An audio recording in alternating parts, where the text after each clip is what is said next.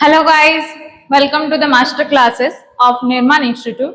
तो आज हम डिस्कस करने वाले हैं अबाउट न्यूक्लियाई, जो कि न्यूक्लियस ही है हमारा।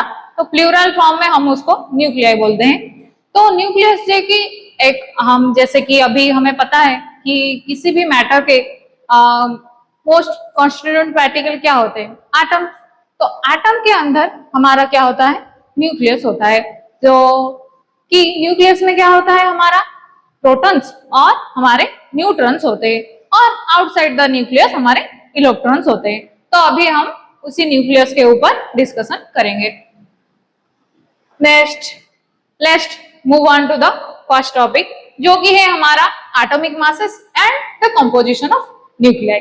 सो बेसिकली क्या है कि जो हमारे जो नेचुरली कुछ भी एटम्स के हमारे मासेस है, जैसे कि हमने देखा कि कार्बन C12, उससे पहले हम लोग पहले देख लेते हैं कि कुछ भी न्यूक्लियस को अगर हम लोग रिप्रेजेंट करेंगे तो कैसे करेंगे। तो एक न्यूक्लियर स्पेसिस को मान लेते हैं, ये एक न्यूक्लियस है, तो उसको हम लोग ऐसे Z और ऊपर सुपरस्क्रिप्ट में A लिखते हैं। तो ये क्या है, ये X मेरा, इधर X मेरा क्या है ना, न्यूक्लियस है, और Z जो है वो है एटॉमिक नंबर, और A जो है हमारा वो है मास नंबर। तो ये जो Z है वो क्या है, हमारा नंबर ऑफ प्रोटॉन्स ही है, नंबर ऑफ प्रोटॉन्स को ही इंडिकेट करता है वो। और जो A है हमारा, वो किसको इंडिकेट करता है, एटॉमिक मास नंबर, वो होता है number of protons plus number of neutrons.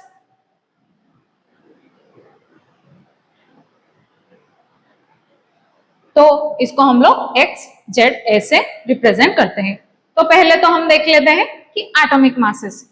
तो कुछ भी एटम, किसी भी एटम का अगर हम लोग मास देखें, जैसे कि फॉर एग्जांपल कार्बन C12, 12 क्या है उसका एटॉमिक मास है, तो उसका मास कितना है 1.99 1.992647 इंटू 10⁻⁻26 kg, जो कि बहुत ही ज्यादा कम है। इसीलिए हम लोग इससे तो मतलब केजी से, मतलब ये इतना कम है अगर हम कंपैरिजन करें किलोग्राम से, तो इसीलिए हम एक और डिफरेंट यूनिट यूज करते हैं एटॉमिक मास के लिए, जिसको हम लोग बोलते हैं ना एटॉमिक मास यूनिट यूज करते हैं। जैसे कि ये एटॉमिक मास हम डिफाइन कैसे करते हैं, तो हमारा जो एटॉमिक मास यूनिट होता है, it is defined as the 1/12 of the mass of one carbon atom.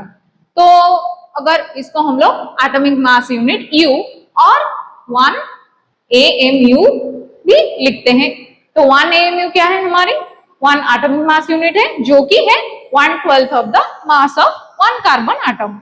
C12 atom होता है, कार्बन C12 का है लेते हैं हम लोग, तो इसका मास कितना है हमारा 1.992647 इंटू 10⁻26 kg डिवाइडेड बाई 12। तो कितना आ रहा है हमारा ना 1.660539 into 10⁻⁻27 kg।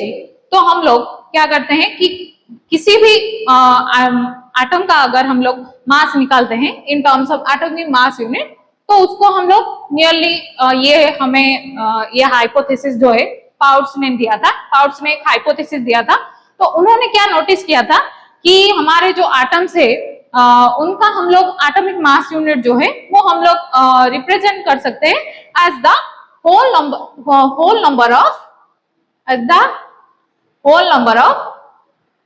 Mass of atomic mass of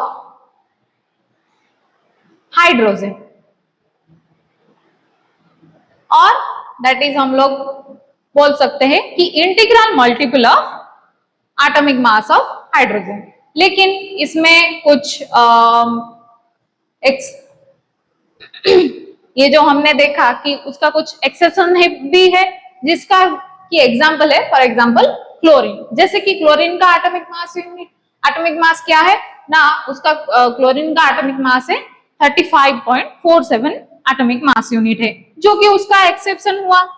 पाउट्स ने जो हाइपोथेसिस दिया था कि एक जो हमारा जो एटम का मास, एटॉमिक मास है of atoms, the that is nearly equal to the integral multiple of atomic mass of hydrogen।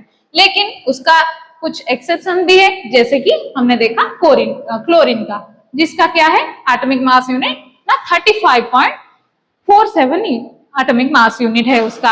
अभी जैसे कि नेक्स्ट हम देखते हैं, जो हमने एटम्स के सभी एटम्स के एटॉमिक मास यूनिट निकाले हमने, तो हमारा एक इंस्ट्रूमेंट है एटॉमिक स्पेक्ट्रोमीटर करके, उसको यूज करके हमने उन सब एटम्स का हमने एटॉमिक मास यूनिट निकाला। तो उस एक्सपेरिमेंट से हमें डिफरेंट तरह के टाइप्स ऑफ एलिमेंट्स मिले, जैसे कि अभी क्या है कि आइसोटोप्स। तो आइसोटोप्स क्या होते हैं ना कि ये आइसोटोप्स हमारे सेम ही एलिमेंट होता है, लेकिन उसका क्या होता है ना, जैसे कि फॉर एग्जांपल क्या है क्लोरीन का। तो क्लोरीन का क्या है, दो आइसोटोप्स होते हैं, उसका क्या होता है, इसके एटॉमिक क्लोरीन का हमारा एटॉमिक नंबर और नंबर ऑफ प्रोटॉन्स, हमारी नंबर ऑफ प्रोटॉन सेम ही होते हैं इन दोनों ही आइसोटोप्स के, लेकिन क्या होता है उसके मासेस जो है वो डिफरेंस होता है। एक का मास है हमारा 34.98 एटॉमिक मास यूनिट और दूसरे का क्या है ना 36.98 एटॉमिक मास यूनिट। तो अगर हम इन दोनों ही types of isotope of chlorine का देखें, अबंडेंस कितना मिलता है हमें नेचर में, तो रिलेटिव देखें तो ये जो 34.98 एटॉमिक मास वाला जो आइसोटोप है वो जनरली कितना मिलता है, 75.4% उसका अबंडेंस मिलता है, और बाकी का जो 36.98 एटॉमिक मास यूनिट वाला आइसोटोप है वो जनरली मिलता है 24.6% हमारे नेचर में मिलता है। अगर इन दोनों का ही हम लोग एवरेज मास निकाले, जो क्लोरीन का हमने दो आइसोटोप देखा, उन दोनों का ही अगर हम लोग एवरेज मास निकाले तो कितना आ रहा है, तो ये वाला मास 34.98 वाला एटॉमिक मास का कितना परसेंट था ना 75.4% था। तो 75.4 इंटू 30 जो एटॉमिक मास यूनिट था 34.98 प्लस दूसरे वाला क्या था, दूसरे वाला था हमारा 24.6% इंटू कितना उसका एटॉमिक मास यूनिट था 36.98 डिवाइडेड बाय टोटल 100% है दोनों ही मिला के, तो कितना आ रहा है हमारा 35.47 एटॉमिक मास यूनिट आ रहा है। तो वैसे ही और एक आइसोटोप्स कुछ और आइसोटोप्स भी देखे, जो जैसे कि हाइड्रोजन के हमने देखा कि हाइड्रोजन क्या होता है, हमारा सबसे लाइटेस्ट एलिमेंट है, तो उसके हमें 3 आइसोटोप मिले, जो कि पहला है हमारा ना प्रोटियम, दूसरा है क्या है हमारा ना ड्यूटेरियम, एंड तीसरा क्या है ना ट्रिटियम। तो प्रोटियम का एटॉमिक मास यूनिट क्या है ना 1.0078 एटॉमिक मास यूनिट, और फिर ड्यूटेरियम का कितना है ना 2.0141 एटॉमिक मास यूनिट। फिर एट द लास्ट ट्रिटियम का कितना मिलता है, एटॉमिक मास है 3.0160 एटॉमिक मास यूनिट है। तो इसके 3 अलग अलग तरह के हमें मिले मास यूनिट। तो हमें नेचर में क्या है, जो सबसे ज्यादा इन तीनों ही आइसोटोप्स में से जो सबसे ज्यादा अबंडेंस होता है दैट इज हमारा प्रोटियम होता है। तो प्रोटियम हमारा जो होता है वो 99.98% अराउंड 98% उसका अबंडेंस होता है। तो ये सबसे ज्यादा होता है, और इसको हम लोग क्या बोलते हैं ना प्रोटॉन्स बोलते हैं, इसको प्रोटॉन बोलते हैं, इस प्रोटियम को प्रोटॉन बोलते हैं हम लोग। और इस प्रोटॉन का मास क्या है हमारा ना 1.0078 एटॉमिक मास यूनिट, और इसका मास है हमारा 1.67 इंटू 10⁻⁻27 किलोग्राम्स। इसका मास है हमारा किलोग्राम्स में 1.67 इंटू 10⁻⁻27, और अगर हम लोग एटॉमिक मास यूनिट में देखें तो 1.0078 एटॉमिक मास यूनिट है। तो next move on to the next topic. फिर है हमारा न्यूट्रॉन्स। तो न्यूट्रॉन्स कैसे मिला हमें ना जेम्स चैडविक में। अभी जैसे कि हमने हाइड्रोजन का देखा आइसोटोप्स, जैसे कि यहाँ पे मैंने बोला था जो हम लोग किसी भी न्यूक्लियर स्पेसिस को रिप्रेजेंट करते हैं, कैसे रिप्रेजेंट कर देते हैं, एक्स जेड ए। ये क्या था हमारा नंबर ऑफ प्रोटॉन्स। तो यहाँ पर इस प्रोटियम के कितने नंबर ऑफ प्रोटॉन्स है, 1। ड्यूटेरियम के भी कितने नंबर ऑफ प्रोटीन्स है, 1। फिर जो ट्रिटियम था उसका भी कितना नंबर ऑफ प्रोटीन्स है, कितने नंबर ऑफ प्रोटॉन्स है, 1 है। लेकिन इसका मास, ये क्या था हमारा मास नंबर। तो इसमें मास नंबर क्या है, 1, इसमें क्या है 2, फिर इसमें क्या है 3। तो एक तो हमारा प्रोटॉन्स प्रेजेंट है तीनों में। तो ये जो प्रोटॉन्स था वो क्या था, एक पॉजिटिवली चार्ज्ड था, ये पॉजिटिवली चार्ज था। तो इन तीनों में ही एक एक प्रोटॉन है। लेकिन जो एक्स्ट्रा इन तीनों का अगर मास का रेशियो निकाले तो क्या है, 1:2:3 है हमारे। तो ये जो एक्स्ट्रा, इसमें तो हमारा प्रोटॉन ही है, एक प्रोटॉन है। लेकिन इसमें जो एक एक्स्ट्रा न्यूट्रॉन, मतलब एक एक्स्ट्रा है कुछ, तो इससे हमें पता चला कि हमारा जो इन आइसोटोप्स में हमने देखा कि कुछ प्रोटॉन्स के साथ साथ न्यूक्लियस में कुछ एडिशनल मैटर भी, न्यूट्रल मैटर होते हैं। तो उस एडिशनल जो न्यूट्रल मैटर देखा हमने, उसको क्या बोला था हमने, उसको जेम्स चैडविक ने बोला था कि न्यूट्रॉन का नाम दिया था उन्होंने। तो उन्होंने क्या किया था, 9 एडिशन टू प्रोटॉन्स क्या निकालना था, कुछ जो न्यूट्रल एटम्स प्रेजेंट थे उनको उन्होंने न्यूट्रॉन का नाम दिया था। उन्होंने क्या किया था, जेम्स चैडविक ने एक एक्सपेरिमेंट किया था। उन्होंने क्या किया था कि बेरिलियम न्यूक्लियाई पे उन्होंने अल्फा पार्टिकल्स को उन्होंने बॉम्बार्डेड किया था, बेरिलियम न्यूक्लियाई पे। तो उन्होंने जब अल्फा पार्टिकल को बॉम्बार्डेड किया तो उन्होंने उस एमिशन में कुछ न्यूट्रल कुछ रेडिएशन निकले उसमें से। तो उस रेडियन से, उस एक्सपेरिमेंट से उन्हें न्यूट्रॉन के बारे में पता चला था। और इस न्यूट्रॉन का मास कितना है हमारा ना, 1.00866 एटॉमिक मास यूनिट, और जो कि है 1.6749 into 10 to the power -27, 1.67 into 49 into 10 to the power -27 kilograms. इसका न्यूट्रॉन का और प्रोटॉन का दोनों ही मास हमारा अराउंड ऑलमोस्ट सेम ही है। उसका भी 1.67 into 10 to the power -27 था, इसका भी इतना ही है, बस 0.00 में समथिंग कुछ ज्यादा है या फिर कम है। तो नेक्स्ट देखते हैं हम लोग क्या है, फिर हमारा आइसोबार है हमारा।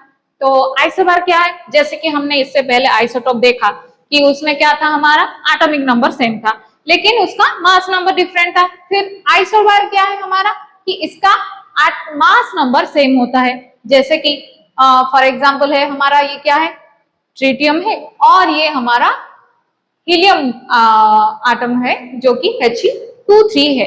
तो इसका, इन दोनों का ही क्या है, मास नंबर सेम है 3 है, लेकिन एटॉमिक नंबर इन दोनों का डिफरेंट है। तो अगर मास नंबर सेम होता है तो उसको हम लोग आइसोबार कहते हैं। फिर है हमारा आइसोटोन। आइसोटोन मतलब आइसोटोन जो है हमारा कि सेम न्यूट्रॉन नंबर हमारा सेम होना चाहिए। जैसे कि इन दोनों ही केसेस में सिल्वर ये और गोल्ड में, दोनों ही में अगर देखें हम लोग, न्यूट्रॉन कितना आ रहा है, ये कितना आ रहा है, 1/18 आ रहा है। दोनों ही केसेस में सेम है नंबर ऑफ न्यूट्रॉन, तो उसको, इन दोनों को ही हम लोग आइसोटोन बोलते हैं। तो पहले तो हमने देखा था आइसोटोप्स, जो कि हमारे क्या थे, इनका एक सेम ही इन दोनों इन सब का सिर्फ मास नंबर डिफरेंट था, लेकिन सेम एलिमेंट है। तो इस सेम एलिमेंट का हमारा केमिकल प्रॉपर्टी सेम होता है। क्यों? क्योंकि इसके जो इलेक्ट्रॉनिक कॉन्फ़िगरेशन है सेम ही होंगे, क्योंकि ये तो सेम ही क्लोरीन ही लिया है ना हमने, तो फिर इसका इलेक्ट्रॉनिक कॉन्फ़िगरेशन भी सेम ही होगा। फिर next, let's move on to next topic, जो कि है हमारा साइज ऑफ द न्यूक्लियस। तो जब हमने हमारा जो famous Rutherford gold foil experiment है, जो रदरफोर्ड ने किया था, जब उन्होंने उस एक्सपेरिमेंट में उन्होंने क्या किया था, गोल्ड फॉइल के शीट में उन्होंने अल्फा पार्टिकल को बॉम्बार्डेड किया था।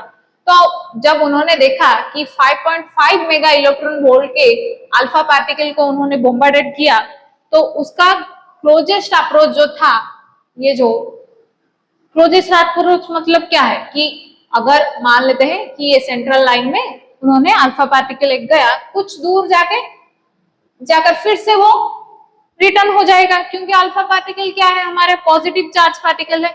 ये क्या है, अल्फा पार्टिकल हीलियम 2+ आयन है, और ये न्यूक्लियस भी क्या है, हमारा पॉजिटिवली डेंस मास है और पॉजिटिवली चार्ज पार्टिकल है, तो फिर तो वो रिटर्न हो जाएगा।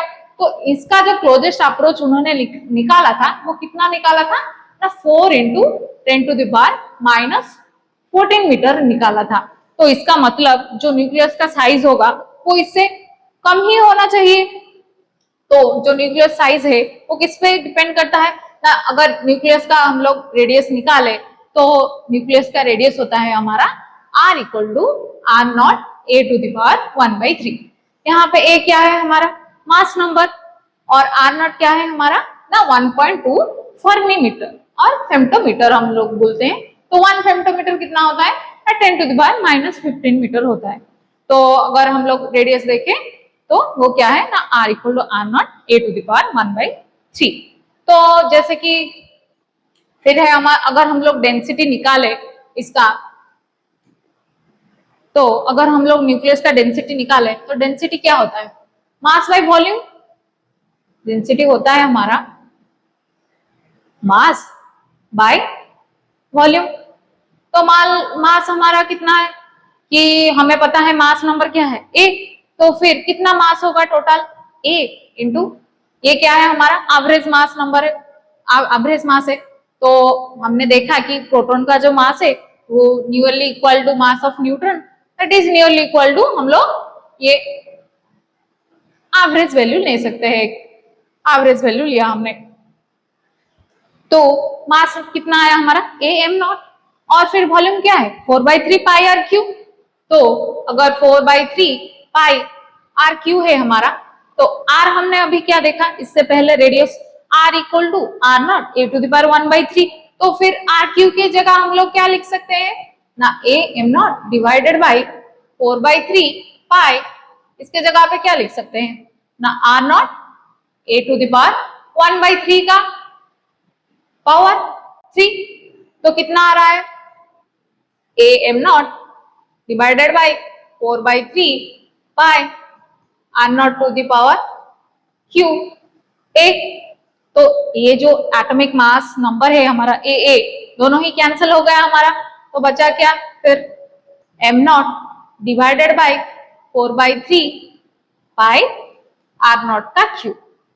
तो ये क्या है, इंडिपेंडेंट ऑफ जो हमारा डेंसिटी आया वो क्या आया ना, independent of atomic mass number. ये तो A के ऊपर डिपेंड ही नहीं कर रहा है, यहाँ पे कहीं A है नहीं, तो ये इंडिपेंडेंट ऑफ मास नंबर है।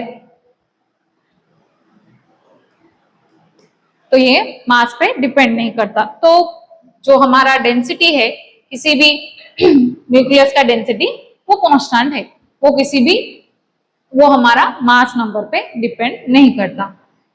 तो जैसे कि अगर हम लोग कुछ अदर मैटर का भी डेंसिटी देखें तो वो किस में आ रहा है, जैसे कि वाटर का 10⁻³ kg/m³ है हमारा। अभी हमें यहाँ पे एग्जांपल दिया था कि मास ऑफ आयरन दिया है हमें, आयरन न्यूक्लियस कितना दिया है ना, 55.85 एटॉमिक मास यूनिट, और उसका मास नंबर दिया है हमें 56। तो हमें निकालना था उसका न्यूक्लियर डेंसिटी कितना आ रहा है। तो न्यूक्लियर डेंसिटी अभी हमने क्या देखा, मास बाय वॉल्यूम कितना आ रहा था, यहाँ पे हमें उसका उसका जो एटॉमिक मास है वो है 9.27 इंटू 10⁻26 है, डिवाइडेड बाई हमने क्या किया 4/3 पाई R का क्यूब। तो R का क्यूब की जगह हमें यहाँ पे R लिया है, कितना लिया है, ये है हमारा R0 का क्यूब, और नीचे हमारा A था, वहां पे जो A हटा दिया था हमने, लेकिन यहाँ पे तो ऊपर है इसीलिए हमने नीचे भी रखा है। तो इसका सिर्फ वैल्यू पुट कर लेते हैं। R0 का वैल्यू क्या था ना, 1.2 × 10⁻⁻15, और A का वैल्यू क्या है ना, A का वैल्यू है हमारा 56, तो ये है 9.27 × 10⁻⁻26 divided by 4/3 pi R naught का वैल्यू क्या था ना 1.2 इंटू 10⁻⁻15 का पावर 3 इंटू 1/a का वैल्यू क्या है ना 56। तो कितना वैल्यू आ रहा है हमारा ना 2.29 इंटू 10⁻17 किलोग्राम्स पर मीटर क्यू आ रहा है। तो इसका मतलब इतना हमें इसमें से क्या पता चला कि ये जो डेंसिटी है वो ऑलमोस्ट इक्वल टू द कुछ न्यूट्रॉन स्टार के डेंसिटी के बराबर ऑलमोस्ट बराबर है। तो इसका मतलब इतना ज्यादा डेंसिटी जो है ये मैटर जो है वो कितना कंप्रेस्ड होके रहता है न्यूक्लियस के अंदर, इससे ये पता चलता है हमें। फिर next move on to the next topic जो कि है हमारा मास एनर्जी रिलेशन। तो हमें फेमस आइंस्टाइन का मास एनर्जी रिलेशन तो पता ही है क्या है, तो वो है हमारा इक्वल टू mc²। तो आइंस्टाइन ने क्या बोला था कि उन्होंने स्पेशल रिलेटिविटी थ्योरी को लेकर बोला था कि जो हमारा मास है उसको हम लोग एक ट्रीट कर सकते हैं, एक फॉर्म ऑफ एनर्जी के तरह ट्रीट कर सकते हैं। तो इस मास एनर्जी को हम लोग कन्वर्ट कर सकते हैं अदर एनर्जी के साथ, जैसे कि हम लोग इसे काइनेटिक एनर्जी में कन्वर्ट इस मास एनर्जी को हम लोग काइनेटिक एनर्जी में कन्वर्ट कर सकते हैं या फिर उसको वाइस वर्सा भी कर सकते हैं। तो हमारा फेमस जो आइंस्टाइन का मास एनर्जी फॉर्मूला क्या है ना इक्वल टू mc²। तो यहाँ पे एक एग्जांपल पे पूछा था कि calculate the energy of equivalent of 1 gram of substance. तो फिर हमें चाहिए एनर्जी इक्वल टू mc²। तो यहाँ पे m का वैल्यू कितना दिया है 1 ग्राम, तो इसको हम लोग kg में कन्वर्ट कर सकते हैं। तो 10⁻³ इंटू c का वैल्यू क्या है ना 3 इंटू 10⁸ मीटर पर सेकेंड होल स्क्वायर। तो कितना आ रहा है वैल्यू ना 9 इंटू 10⁻³ इंटू 10⁻16। तो कितना आ रहा है ये 9 इंटू 10⁻13 जूल आएगा हमारा। Next move on to the next topic. फिर है हमारा न्यूक्लियर बाइंडिंग एनर्जी। तो न्यूक्लियर बाइंडिंग एनर्जी से ही कुछ लग रहा होगा कि कुछ बाइंडिंग करने को होगा। तो ये न्यूक्लियर बाइंडिंग एनर्जी क्या है ना कि हम लोग जो न्यूक्लियस में हमारे क्या होता है प्रोटॉन्स और न्यूट्रॉन्स होते हैं। तो the amount of energy require to हमारा जो न्यूक्लियस होता है to separate into its constituent particle जो कि प्रोटॉन्स और न्यूट्रॉन्स है, या फिर हम लोग the amount of energy released when we combine the protons and neutrons to form the nucleus is called as the nuclear binding energy. For example, अगर हम लोग न्यूक्लियर बाइंडिंग एनर्जी निकाले तो जैसे कि मान लेते हैं कि प्रोटॉन्स और न्यूट्रॉन्स हमारा न्यूक्लियस में होता क्या है प्रोटॉन्स और न्यूट्रॉन्स मिलकर हमारे एक न्यूक्लियस बना। तो इसमें नंबर ऑफ प्रोटॉन्स क्या है हमारा, उसका प्रोटॉन्स को नंबर ऑफ प्रोटॉन्स कितना होता है, इसका एटॉमिक नंबर Z। फिर ये हमारा नंबर ऑफ न्यूट्रॉन्स क्या होगा, एटॉमिक मास है A, तो फिर नंबर ऑफ न्यूट्रॉन्स कितना होगा A minus Z into N। किसमें कन्वर्ट हुआ, एक न्यूक्लियस में कन्वर्ट हुआ। तो इससे जैसे कि इसका अगर एग्जांपल देखें कि हम लोग ले ऑक्सीजन 816 अगर ले हम लोग इस न्यूक्लियस के लिए, इसके न्यूक्लियस के लिए, इसमें क्या है 8 हमारे नंबर ऑफ प्रोटॉन्स है। तो नंबर ऑफ प्रोटॉन्स 8 है मतलब इलेक्ट्रॉन्स भी कितने हो गए 8 ही इलेक्ट्रॉन्स हो गए। फिर न्यूट्रॉन्स कितने बचे 16 माइनस 8 न्यूट्रॉन्स है। तो उसका इन तीनों का अगर हम लोग मास देखें तो प्रोटॉन्स के मास कितना है हमारा, एक प्रोटॉन का क्या है 1.00727। तो 8 का 8 इंटू 1.00727। फिर वैसे ही हम लोग इलेक्ट्रॉन और न्यूट्रॉन का भी मास यूनिट निकाले और इन तीनों को, और फिर इससे हम लोग एक्सपेक्टेड न्यूक्लियस का जो मास आ रहा है वो कैलकुलेट करें तो कितना आ रहा है ना 16.12744 आ रहा है। लेकिन जो हमने एक्सपेरिमेंटल वैल्यू निकाला था वो कितना आ रहा है ना 15.99493 आ रहा है। तो ये तो हमारा एक्सपेक्टेड इतना आना चाहिए था, लेकिन कितना आ रहा है वो ना 15.99 समथिंग आ रहा है। तो इसका मतलब इन दोनों में कुछ तो डिफरेंस है। तो जो मास डिफरेंस कितना आ रहा है, कुछ 0.13 समथिंग आ रहा है। तो ये जो एक्स्ट्रा मास है वो गया कहाँ, ये जो एक्स्ट्रा मास क्या हुआ, वो लॉस हो रहा है। तो जो एक्स्ट्रा मास जो लॉस हो रहा है उसको हम लोग क्या बोलते हैं ना, मास डिफेक्ट बोलते हैं हम लोग। इसको क्या बोलते हैं, मास डिफेक्ट। और इस मास डिफेक्ट को कैसे निकालते हैं हम लोग, जैसे कि अभी इसी इक्वेशन को अगर ले ले, इसी न्यूक्लियर रिएक्शन को अगर देखें हम लोग, तो इसमें अगर मास डिफेक्ट कैसे निकाले, तो इतना इस साइड का मास आना चाहिए था एक्सपेक्टेड, लेकिन आ रहा है इसका कुछ कम आ रहा है इसका, तो डिफरेंस निकाले तो कितना आएगा हमें, डेल्टा एम इक्वल टू कितना आएगा ना, नंबर ऑफ ना mass of protons Z into MP plus फिर mass of neutrons A minus Z into MN minus क्या है, मास ऑफ न्यूक्लियस M। ये क्या है हमारा ना, मास डिफेक्ट है, कितना मास जो लॉस हुआ वो निकाला। और फिर हमें बाइंडिंग एनर्जी चाहिए, कितना बाइंडिंग एनर्जी आ रहा है, अगर बाइंडिंग एनर्जी निकाले हम लोग तो क्या आएगा फिर, डेल एम सी स्क्वायर। तो आ गया हमारा ये Z M P plus A minus Z M N minus M mass of the nucleus into C square. ये क्या आया हमारा ना, न्यूक्लियर बाइंडिंग एनर्जी। सो इतना जो जितना भी हमारा मास लॉस हो रहा था हमने उसे क्या बोलते हैं हम लोग ना, मास डिफेक्ट बोलते हैं। तो now let's move on to the next topic. इसके बाद क्या है ना, बाइंडिंग एनर्जी पर न्यूक्लियर। तो ये जो बाइंडिंग एनर्जी पर न्यूक्लियर विथ, यहाँ पे हम लोग बाइंडिंग एनर्जी पर न्यूक्लियर और मास नंबर के साथ एक ग्राफ को देखा हमने। तो ये जो ग्राफ निकाला हमने, ये क्यों निकाला, तो ये जो बाइंडिंग एनर्जी पर न्यूक्लियर का ग्राफ है, ये हमें क्या शो करता है, इसमें से हम जानते हैं कि न्यूक्लियस कितना स्टेबिलिटी क्या है, न्यूक्लियस की कितना स्टेबल है वो। तो इससे हम लोग स्टेबिलिटी ऑफ न्यूक्लियस जान पाते हैं। तो जिसका जितना बाइंडिंग एनर्जी पर न्यूक्लियर होगा उसका उतना ही न्यूक्लियस स्ट्रांग होगा, क्योंकि बाइंडिंग एनर्जी ज्यादा होगा तो उसका फोर्स क्या होगा, इस न्यूक्लियस का अट्रैक्टिव होगा, ज्यादा स्ट्रांग होगा। तो फिर इससे इसी अभी यहाँ पे है हमारा बाइंडिंग एनर्जी पर न्यूक्लियर का जो ग्राफ है with respect to mass number का।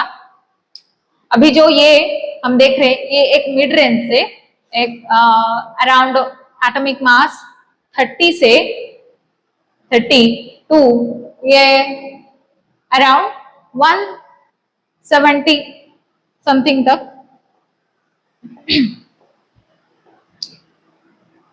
176 तक क्या है हमारा ये मिड रेंज वाला जो दिख रहा है ग्राफ, उसका बाइंडिंग एनर्जी क्या है, सबसे ज्यादा होता है।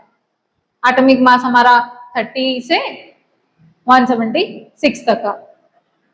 तो सबसे ज्यादा बाइंडिंग एनर्जी किसका है ना, आयरन का है सबसे ज्यादा बाइंडिंग एनर्जी। इसका एटॉमिक मास क्या है 56, इसका सबसे ज्यादा बाइंडिंग एनर्जी है, कितना आ रहा है इसका, अराउंड 8.75 है मेगा इलेक्ट्रॉन वोल्ट है आयरन का। तो इसका मतलब इसका अगर सबसे ज्यादा बाइंडिंग एनर्जी पर न्यूक्लियन आ रहा है तो ये जो आयरन होगा सबसे ज्यादा स्टेबल है। और इस जो मिड रेंज के है यहाँ से कुछ 176 तक 30 से 176 एटॉमिक मास वाले, तो वो भी अराउंड स्टेबल ही है, क्योंकि उनका भी कुछ कांस्टेंट 8.7 के आसपास ही आ रहा है। लेकिन उससे ज्यादा आगे जाएंगे तो ये क्या है, हेवियर न्यूक्लियस है, बहुत ही ज्यादा हैवी है।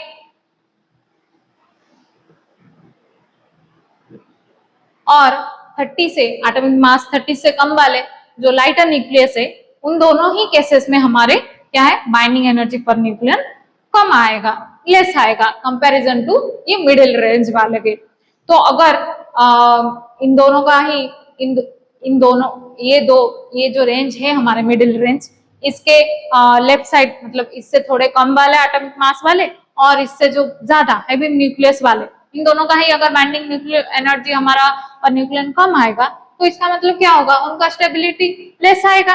अगर स्टेबिलिटी, अगर वो स्टेबिलिटी लेस आएगा तो वो चाहेंगे कि स्टेबल होना चाहिए, कोई भी तो नहीं चाहेगा कि वो अनस्टेबल रहे। तो वो क्या करेंगे, फिर जो हेवियर न्यूक्लियस होंगे वो क्या चाहेंगे, इस मिड वो चाहेंगे कि इस मिड रेंज वाले बाइंडिंग एनर्जी को अटेंड करे वो, इसलिए वो टूट कर मान लेते हैं कि फॉर एग्जांपल यूरेनियम जो है हमारा, वो क्या करेगा कि टूटकर दो अलग अलग ये क्रिप्टन और जो टीन है हमारे, ऐसे न्यूक्लियस प्रोड्यूस करेगा, जिसका की बाइंडिंग एनर्जी पर न्यूक्लियन ज्यादा है। जैसे कि हमारा फिर अगर, तो उस प्रोसेस को क्या बोलते हैं हम लोग, फिजन बोलते हैं। फिर हमारा जो लाइटर न्यूक्लियस है, जैसे कि हमारा ये हो गया हाइड्रोजन, सॉरी ये है हमारा ड्यूटेरियम, और जैसे कि ये He3 है, ये सब क्या करेंगे, लाइटर न्यूक्लियाई, दो लाइटर न्यूक्लियाई मिलकर इस मिड रेंज के अंदर आना चाहिए, कंबाइन होके वो एक हेवियर न्यूक्लियस प्रोड्यूस करेंगे, जो कि जिसका की बाइंडिंग एनर्जी इस मिड रेंज वाले के अंदर आएगा, तो वो लोग उनका स्टेबिलिटी अटेंड करेंगे। तो उस प्रोसेस को क्या बोलते हैं हम लोग, फ्यूजन बोलते हैं। तो अभी वही देखा हमने कि क्या है ना, 30 से 170 के रेंज के अंदर क्या है हमारा बाइंडिंग एनर्जी पर न्यूक्लियन क्या है ना, कांस्टेंट है, और जो कि कितना है, अराउंड 8.75 है। सबसे उसका का मैक्सिमम क्या था, 8.75, और इनका भी अराउंड 8.5 के आसपास ही होगा। और फिर अगर देखें उससे लेस एटॉमिक मास यूनिट 20 से कम और एटॉमिक मास यूनिट 170 से ज्यादा वाले को देखें हम लोग, तो उनका क्या होगा ना, बाइंडिंग एनर्जी पर न्यूक्लियन लोअर होगा, तो फिर वो लोग अनस्टेबल हो गए। तो इन सब ग्राफ में से, जैसे कि अभी एक और है कि एटॉमिक मास 238 का क्या है, क्या आ रहा है हमारा बाइंडिंग एनर्जी पर न्यूक्लियन, 7.6 मेगा इलेक्ट्रॉन वोल्ट आ रहा है उसका बाइंडिंग एनर्जी जो आ रहा है। तो मतलब कम ही आ रहा है मिड रेंज से, ये अनस्टेबल होगा थोड़ा, मिड रेंज के जो हमारे न्यूक्लियस होंगे उससे लेस होगा। तो फिर इससे हमारा कंक्लूजन क्या पता चला कि फर्स्ट क्या है ना, एक तो हमें पता चला कि जो फोर्स होता है वो क्या होता है ना, अट्रैक्टिव होता है।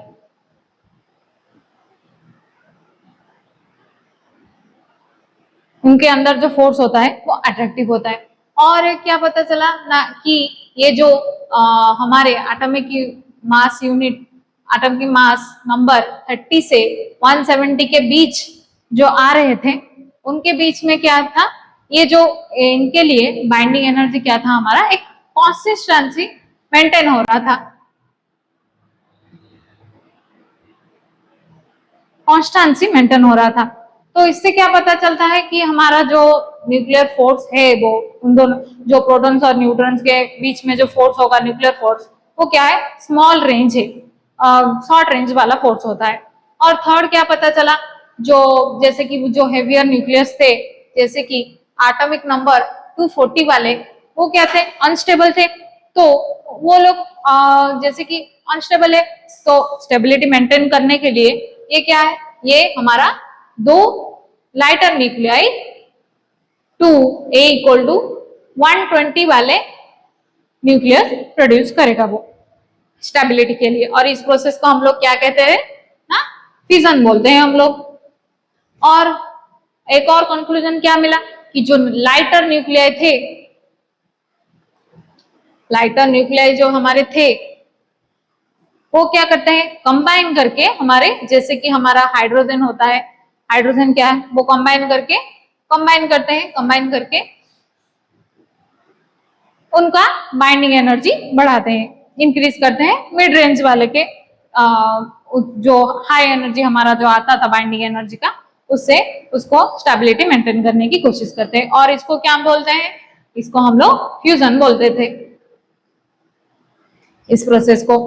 तो फिर next move on to the next topic, जो कि है हमारा ना न्यूक्लियर फोर्स। तो न्यूक्लियर फोर्स क्या है ना, हमारे न्यूक्लियस के अंदर क्या है, प्रोटॉन्स और न्यूट्रॉन्स है। तो हाँ, हमने अभी देखा कि बाइंडिंग एनर्जी क्या है, इन सब प्रोटॉन्स और न्यूट्रॉन्स को वो बाइंड करके रखता है। तो कुछ तो फोर्स तो उन सब के बीच जो फोर्स आ रहा है हमारा, उसको हम लोग क्या बोलते हैं ना, न्यूक्लियर फोर्स बोलते हैं। ये जो न्यूक्लियर फोर्स होता है, ये क्या होता है ना, एक शॉर्ट रेंज फोर्स होता है हमारा। कुछ फ्यू फेम्टोमीटर रेंज होती है इसकी। मतलब अगर नेबरिंग जो प्रोटॉन्स होंगे, ये मान लो कुछ नेबरिंग प्रोटॉन से उनके बीच जो न्यूक्लियर फोर्स होगा वो स्ट्रॉन्गर होगा कंपैरिजन टू द जो थोड़े दूर वाले होंगे। अगर फ्यू फेम्टोमीटर से ज्यादा हो गए तो उनके बीच न्यूक्लियर फोर्सेस इतना नहीं आएंगे, लेकिन अगर नेबरिंग हो तो उनके बीच न्यूक्लियर फोर्स बहुत स्ट्रांग होता है। जैसे कि हम लोग, और ये जो न्यूक्लियर फोर्स होता है हमारा वो क्या है, much stronger than the Coulombic force. जो हमारा जैसे कि इलेक्ट्रॉन इलेक्ट्रॉन के बीच जो कूलम्बिक फोर्स है उससे बहुत ही ज्यादा का होता है, और जो कि हमारा ग्रेविटेशनल फोर्स उससे भी हमारा न्यूक्लियर फोर्स बहुत ही स्ट्रांग होता है। और ये जो न्यूक्लियर फोर्स है हमारा वो डिपेंड नहीं करता कुछ भी इलेक्ट्रिक चार्ज के ऊपर। इसका मतलब क्या है ना, हमारे न्यूक्लियस के अंदर क्या है, प्रोटॉन्स और न्यूट्रॉन्स। तो मतलब प्रोटॉन और प्रोटॉन के बीच में जो न्यूक्लियर फोर्स आएगा वो ये क्या है, चार्ज के ऊपर डिपेंड नहीं करता। तो ये जो प्रोटॉन और प्रोटॉन के बीच में जो न्यूक्लियर फोर्स आएगा वो इक्वल होगा किससे ना, न्यूट्रॉन और न्यूट्रॉन के बीच जो फोर्स आएगा, और या फिर प्रोटॉन और न्यूट्रॉन के बीच जो फोर्स आएगा। तो प्रोटॉन प्रोटॉन के बीच में जो न्यूक्लियर फोर्स आए, या फिर न्यूट्रॉन न्यूट्रॉन के बीच में फोर्स आए, या फिर प्रोटॉन और न्यूट्रॉन के बीच फोर्स आए, ये तीनों को ही अगर हम लोग न्यूक्लियर फोर्स देखें तो वो इक्वल ही होंगे। वो किसी भी चार्ज के ऊपर डिपेंड नहीं करता कि ऐसे कि प्रोटॉन प्रोटॉन में ज्यादा हो क्योंकि उसका पॉजिटिव चार्ज है, या फिर न्यूट्रॉन का न्यूट्रल है तो नहीं कम हो सकता, ऐसा नहीं है कुछ भी। वो डिपेंड नहीं करता, इंडिपेंडेंट होता है ऑन चार्ज। फिर ये जो हमारा ये हम यहाँ पे एक पोटेंशियल एनर्जी और रेडियस का अगर ग्राफ देख रहे हैं तो एट ये सबसे जो हमारा पोटेंशियल एनर्जी का ग्राफ है वो सबसे मिनिमम किस पॉइंट पे है ना, ये आर नॉट पॉइंट पे है, जो कि आर नॉट पॉइंट पे सबसे ज्यादा मिनिमम है। इसके अगर लेफ्ट साइड देखें हम लोग, लेफ्ट साइड देखें तो ये क्या है, रिपल्सिव है। ये जो हमारा फोर्स होगा वो रिपल्सिव होगा। और इसके अगर ज्यादा आर नॉट से अगर मतलब उसका रेंज हम लोग बढ़ाते चले जाएं तो वो क्या होगा, अट्रैक्टिव होगा। यही उसका ग्राफ हम देख रहे हैं। नाउ नेक्स्ट हमारा क्या है ना, रेडियो एक्टिविटी। रेडियो एक्टिविटी मतलब अभी जैसे कि हमने देखा कि जो हमने बाइंडिंग एनर्जी पर न्यूक्लियन का ग्राफ देखा था, जो हमारे हेवियर न्यूक्लियस थे वो क्या, वो बहुत ही ज्यादा अनस्टेबल थे, तो वो तो नहीं चाहेंगे कि अनस्टेबल रहे, तो वो क्या करते हैं, डिके करना शुरू कर लेते हैं। तो डिके करना शुरू कर लेते हैं तो उसी को हम लोग क्या बोलते हैं ना, रेडियो एक्टिविटी बोलते हैं। तो वो लोग जैसे कि हमारा क्या होता है ना, जो यूरेनियम होता है, यूरेनियम हमारा 92 235, ये एक यूरेनियम का आइसोटोप है। तो ये क्या करेगा, हमारा डिके करके डिसइंटीग्रेट करके वो फिर किसमें कन्वर्ट होगा, कुछ जो हमने देखा था कि क्रिप्टॉन एंड टीम मैंने बोला था पहले भी, उसमें फिजन प्रोसेस करके उसमें कन्वर्ट हो जाएगा फिर। तो ये रेडियो एक्टिविटी किसने डिस्कवर किया था ना, बैक्यूरेल ने, हमारे एच बैक्यूरेल जो थे उन्होंने डिस्कवर किया था ये रेडियो एक्टिविटी 1896 में डिस्कवर किया था, जबकि वो मतलब फ्लोरोसेंस और फास्फोरेसेंस के ऊपर वो एक्सपेरिमेंट स्टडी कर रहे थे, तब उन्होंने निकाला था रेडियो एक्टिविटी के, उन्होंने रेडियो एक्टिविटी को डिस्कवर किया था। तो ये जो रेडियो एक्टिविटी है हमारे, वो जनरली 3 टाइप्स के होते हैं। पहला क्या है हमारा, अल्फा डीके। तो अल्फा डीके में क्या होता है ना, एक हमारा जो हीलियम न्यूक्लियस होता है वो इमिट होता है। अल्फा पार्टिकल्स जो होते हैं, अल्फा पार्टिकल क्या थे, हीलियम 2+ चार्ज है हमारा, इसी को हम लोग अल्फा पार्टिकल बोलते हैं। तो ये जो इसमें क्या होता है, अल्फा पार्टिकल्स एमिट होता है। फिर दूसरा क्या है हमारा, दूसरा टाइप है हमारा बीटा डीके। तो बीटा डीके में क्या होता है, इसमें आइदर हमारा प्रोटॉन से न्यूट्रॉन कन्वर्ट होता है या फिर न्यूट्रॉन से प्रोटॉन को कन्वर्ट होता है। तो न्यूक्लियस के अंदर इधर हमारा प्रोटॉन न्यूट्रॉन को कन्वर्ट होता है या फिर न्यूट्रॉन प्रोटॉन को कन्वर्ट होता है। तो इसके साथ साथ हमारे कुछ पॉजिट्रॉन भी निकलते हैं और इसमें इलेक्ट्रॉन्स भी निकलते हैं हमारे, और उसके साथ साथ न्यूट्रिनो एंड एंटी न्यूट्रिनो भी निकलता है इस प्रोसेस में। जो प्रोटॉन से न्यूट्रॉन कन्वर्ट होता है उसको हम लोग बीटा प्लस टीके बोलते हैं, और न्यूट्रॉन से प्रोटॉन वाला उसको हम लोग बीटा माइनस टीके बोलते हैं। और थर्ड क्या है हमारा ना, गामा डीके। तो गामा डीके क्या होता है ना, ये होता है हमारा डी एक्साइटेशन ऑफ न्यूक्लियस। तो इसमें क्या होता है, हमारे जो फोटॉन्स होते हैं वो एमिट होते हैं, हाई एनर्जी वाले जो फोटॉन्स होते हैं वो एमिट होते हैं इसमें। तो ये बेसिकली हमारे 3 तरह के डीकेज है radioactive. Now next move on to the next topic. Next topic क्या है हमारा ना, न्यूक्लियर एनर्जी। तो हमने जो देखा कि हमारे जो मिडिल रेंज के थे 30 एटॉमिक मास 30 और 170 के बीच में जो मिडिल रीजन के थे, उसका बाइंडिंग एनर्जी पर न्यूक्लियर कांस्टेंट था, नियरली कांस्टेंट था, जो कि था कितना, अराउंड 8 मेगा इलेक्ट्रॉन वोल्ट था। और हाईएस्ट किसका था, सबसे आयरन का था, कितना था ना, 8.75 मेगा इलेक्ट्रॉन वोल्ट था। और फिर हमने देखा कि और अगर हम लोग 30 से कम वाले लाइटर न्यूक्लियाई को देखें या फिर हेवियर न्यूक्लियाई 170 से ज्यादा वाले को देखें, तो उनका क्या था, इस जो 8 मेगा इलेक्ट्रॉन वोल्ट से लेस कम हो रहा था, इसलिए उनमें अनस्टेबिलिटी दिख रही थी। तो ये जो हमारी न्यूक्लियर एनर्जी होती है, इसी से जो बाइंडिंग एनर्जी को हम लोग निकालते हैं, कितना आ रहा है इस हमने देखा था। फिर है हमारी क्या ना, फ्यूजन प्रोसेस। जो हमने देखा बाइंडिंग एनर्जी पर न्यूक्लियन का ग्राफ जो देखा, तो उसमें क्या देखा था, जो हेवियर पार्टिकल थे वो अनस्टेबल थे। क्यों? क्योंकि उनका जो बाइंडिंग एनर्जी पर न्यूक्लियन था वो लेस आ रहा था, कम आ रहा था comparison to the mid range energy, जो मिड रेंज वाले न्यूक्लियस के आ रहे थे। तो वो क्या कर रहे थे, जैसे कि हमने देखा ना कि यूरेनियम जो 235 वाला हमारा आइसोटोप है, जैसे कि फॉर एग्जांपल उसका क्या है, ये हेवियर न्यूक्लियस है, तो इसका बाइंडिंग एनर्जी कम होगा। बाइंडिंग एनर्जी पर न्यूक्लियन अगर कम होगा तो वो अनस्टेबल होगा। तो वो अपनी स्टेबिलिटी मेंटेन करने के लिए हम इस यूरेनियम 235 वाले आइसोटोप को हमने एक न्यूट्रॉन बॉम्बार्डेड किया। हम अगर इसमें न्यूट्रॉन बॉम्बार्डेड करें, ये क्या है N01, तो इसका न्यूट्रॉन का तो चार्ज नहीं है इसलिए 0, और ये क्या है हमारा, ये मास नंबर है उसका।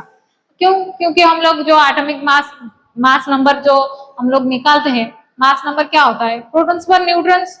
तो ये जब हम लोग न्यूट्रॉन बॉम्बार्डेड करेंगे इस आइसोटोप में यूरेनियम के, तो क्या निकलेगा, इसमें से एक हमारा बेरियम निकल रहा है जो कि 56, इसका एटॉमिक नंबर 56 और मास नंबर 144 है। उसके साथ साथ एक क्रिप्टन निकल रहा है, एक बेरियम और एक क्रिप्टन निकल रहा है, और उसके साथ साथ हमारे 3 क्या है, न्यूट्रॉन्स निकल रहे हैं इस प्रोसेस में। तो ये सेम रिएक्शन को हम एक और इसी सेम रिएक्शन में एक अदर पेयर ऑफ इमीडिएट मास भी निकल सकता है। जैसे कि हम लोग ये जो हमारा, जब हमने बॉम्बार्डेड किया न्यूट्रॉन को इस यूरेनियम आइसोटोप में, तो आ रहा है क्या ना, ये एक Sb51 133 आ रहा है, और एक क्या निकल रहा है ना, Nb41 99 भी निकल रहा है, और उसके साथ क्या मिल रहा है ना, 4 हमें न्यूट्रॉन्स मिल रहे हैं। या फिर एक और अदर प्रोडक्ट्स भी, अदर पेयर भी निकल सकते हैं, जैसे कि Xc54 140 निकल सकता है, और हमारा जो Sr क्या निकल रहा है 38 94। उसके साथ साथ हमारे 2 न्यूट्रॉन्स भी निकल रहे हैं हमारे इस प्रोसेस में। तो ये जो प्रोसेस है फ्यूजन प्रोसेस में, उसमें जो एनर्जी रिलीज होगा इस प्रोसेस में, इस यूरेनियम को स्टेबल करने के प्रोसेस में, इसमें जो एनर्जी रिलीज होगा, तो उस जो एनर्जी रिलीज होगा उसको हम लोग क्या बोलते हैं ना, ना क्यू वैल्यू। तो हम लोग आइदर फिजन प्रोसेस करें या फिर फ्यूजन प्रोसेस करें, दोनों में ही आइदर अगर जो भी एनर्जी है हमारी आइदर रिलीज हो और ऑब्जर्व हो रही हो, जितना भी एनर्जी रिलीज हो रही है या फिर ऑब्जर्व हो रही है, हम उसको क्या बोलते हैं ना क्यू वैल्यू बोलते हैं। अगर एनर्जी रिलीज हो रही है तो उसको हम लोग पॉजिटिव लेते हैं, और अगर एनर्जी ऑब्जर्व हो रही है तो उसको हम लोग नेगेटिव लेते हैं। तो ये जो फ्यूजन प्रोसेस में हमारा क्यू वैल्यू कितना आ रहा है ना, अराउंड 200 मेगा इलेक्ट्रॉन वोल्ट आ रहा है पर फ्यूजनिंग ऑफ न्यूक्लियस आ रहा है। फिर नेक्स्ट हम लोग देखेंगे कि न्यूक्लियर फ्यूजन। तो जैसे कि हमने देखा था बाइंडिंग एनर्जी जो लाइटर न्यूक्लियर था वो भी अनस्टेबल था, क्योंकि उसका भी बाइंडिंग एनर्जी पर न्यूक्लियन कम था comparison to the mid range nucleus से। तो इसमें वो क्या करते हैं, फिर जो लाइटर न्यूक्लियर होते हैं, दो लाइटर न्यूक्लियर कंबाइन करके फिर वो स्टेबल न्यूक्लियस बनाते हैं। जैसे कि हमारा ये दो हाइड्रोजन के जो ये क्या है प्रोटियम, दो प्रोटियम मिलाकर ये क्या मिल रहा है हमें, एक ड्यूटेरियम मिल रहा है, उसके साथ साथ क्या मिल रहा है हमें, एक पॉजिट्रॉन मिल रहा है और एक न्यूट्रिनो मिल रहा है। उसके साथ साथ कितना एनर्जी आ रहा है हमारा 0.42 मेगा इलेक्ट्रॉन वोल्ट। एक और है दो ड्यूटेरियम फिर मिलाकर क्या बन रहे हैं ना हीलियम 2-3 बन रहे, उसके साथ साथ एक न्यूट्रॉन आ रहा है और 3.27 मेगा इलेक्ट्रॉन वोल्ट का एनर्जी भी मिल रहा है हमें। फिर एक और एग्जांपल है कि दो ड्यूटेरियम मिलकर एक ट्रिटियम भी दे रहे हैं हमें, और उसके साथ साथ एक प्रोटियम आ रहा है और 4.03 मेगा इलेक्ट्रॉन वोल्ट का एनर्जी भी आ रहा है। तो ये जो हमारा जो फ्यूजन प्रोसेस है उसका एक एग्जांपल क्या है ना, जैसे कि हम लोग सन है हमारा, सन में क्या होता है, हीलियम होता है हमारा। तो उस हीलियम का जो कोर होता है वो क्या होता है ना, हाइड्रोजन होता है। तो पहले ये जो प्रोसेस है हमारा मल्टी स्टेप प्रोसेस है। पहले क्या है हमारा जो प्रोटियम है, दो प्रोटियम मिलाकर एक हमारा ड्यूटेरियम देंगे। फिर हमारा क्या है तो इसमें क्या था, हमें एक पॉजिट्रॉन और न्यूट्रिनो मिल रहा था, और ये जो पॉजिट्रॉन और इलेक्ट्रॉन है हमारे दोनों मिलकर गामा रेडिएशन भी दे रहे हैं हमें, गामा पार्टिकल भी दे रहे हैं, और कुछ हमारे एनर्जी भी रिलीज हो रहा है। और फिर ये जो ड्यूटेरियम निकला हमारा, वो ड्यूटेरियम फिर एक और प्रोटियम के साथ मिलके हमें He2 3 हमें एक हीलियम न्यूक्लियस दे रहा है, और उसके साथ साथ एक गामा रेडिएशन भी निकल रहा है, और उसके साथ साथ कुछ एनर्जी निकल रही है जो कि 5.49 मेगा इलेक्ट्रॉन वोल्ट है। तो ये हमारा क्या प्रोसेस है, ये जो सन के अंदर हमारा हीलियम का जो रिएक्शन हो रहा है तो उसी का प्रोसेस है।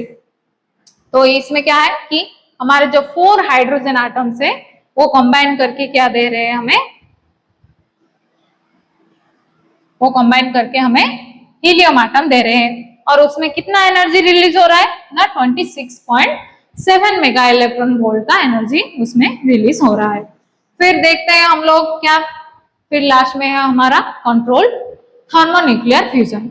तो थर्मोन्यूक्लियर फ्यूजन क्या है हमारा, ये जो थर्मोन्यूक्लियर फ्यूजन है, थर्मोन्यूक्लियर फ्यूजन जो अभी हमने न्यूक्लियर फ्यूजन देखा कि जो लाइटर न्यूक्लियर थे वो कंबाइन करके क्या दे रहे थे हमें, वो कंबाइन करके स्टेबल होना चाह रहे थे क्योंकि उनका बाइंडिंग एनर्जी पर न्यूक्लियर बहुत कम था। तो उसी प्रोसेस को जो लाइटर न्यूक्लियर कंबाइन हो रहे थे उसी को हम लोग थर्मोन्यूक्लियर फ्यूजन बोलते हैं। लेकिन ये जो थर्मोन्यूक्लियर फ्यूजन हो रहा है ये क्या, हमें एक जो रिएक्शन होगा एक कंट्रोल मतलब एक स्टेडी और सेल्फ सस्टेन्ड रिएक्शन चाहिए हमें। तो इसीलिए हम लोग इसको क्या करते हैं, एक कंट्रोल रिएक्शन करते हैं। इस कंट्रोल रिएक्शन में हम लोग इस रिएक्टर में हमारा एम क्या होता है कि इसको हम लोग एक स्टेडी स्टेट में लाएं, और इसका टेम्परेचर का रेंज क्या होता है ना 108 केल्विन होता है।